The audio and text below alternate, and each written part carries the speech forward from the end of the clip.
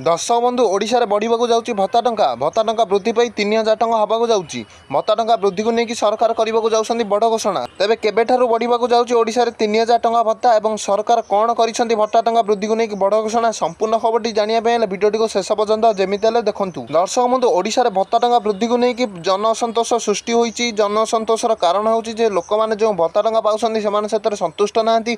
भत्ता हिताधिकारी माने निज ब्लॉक सम्मुख रे जाईकी कला दिवस पाळुछंती। सरकार को विपक्ष रे विक्षोभ प्रदर्शन करुछंती एवं दाबी रखुछंती जे तांको प्रथम आग भत्ता राशि दिया जाऊ। तांको जो भत्ता राशि पूर्व दिया जाउथला से भत्ता राशि तांको केते मास हबो मिलु नाही। तांको प्रथम आग से भत्ता राशि दिया जाऊ। तापर तांको भत्ता राशि को वृद्धि करबा नै सेमाने आंदोलन करुछंती। तांको भत्ता राशि को वृद्धि करी 3000 टंका करिदबा नै सेमाने दाबी रखुछंती। अनेक भत्ता अधिकारी माननको एपर्यंत भत्ता टंका मिली नाही। सेमाने सब पूर्व भत्ता टंका दबा सह भत्ता राशि को वृद्धि करबा नै आंदोलन करुछंती। आगो राज्य रे पंचायत इलेक्शन अछि। जदि आगो जाईके एही परि भाबे आंदोलन चले एवं आगो जाईके आंदोलन एही परि भाबे तीव्र रूप धारण करे ताले सरकार भत्ता टंका वृद्धि को लेकिन चिंता करिवे एवं लोकमाननको गुहारी शुणिबाकू चेष्टा करिवे एवं भत्ता टंका वृद्धि करबाकू बाध्य हेबे। आगको पंचायत इलेक्शन थिबारु आंदोलन आहुरी तीव्र रूप धारण करिपारे। तेनु सरकार को तरफरु भत्ता टंका वृद्धि को लेकिन जेकोनोसी भी अपडेट आसे सर्वप्रथम आपण माने चैनल पाई परिबे। तेनु चैनल को दया कर लाइक एवं सब्सक्राइब टिए करि दियंतु।